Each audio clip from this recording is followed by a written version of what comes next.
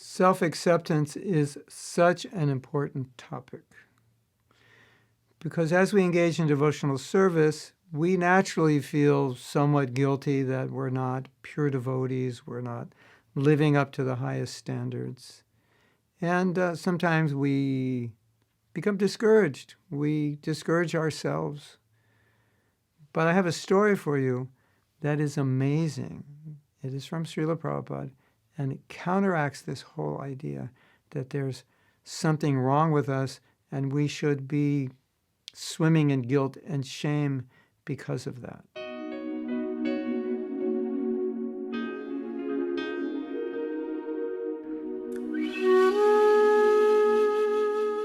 This story comes from a godbrother.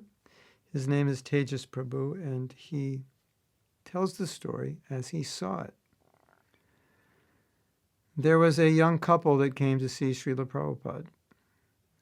And this couple said to Prabhupada, we're very sincere, we want to be Krishna conscious, but we're having trouble following all the regulative principles. Prabhupada didn't say anything. He told his servant or secretary, bring in such and such a letter.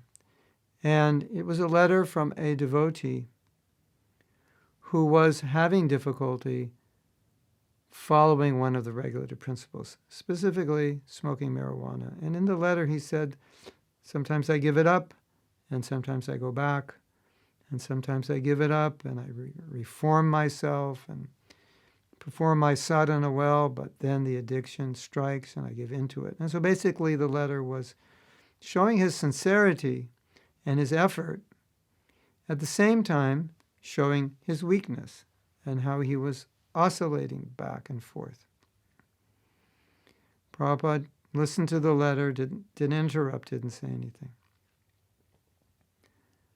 And at the end of the letter, he turned to this couple and he said, just see how this devotee is struggling for Krishna.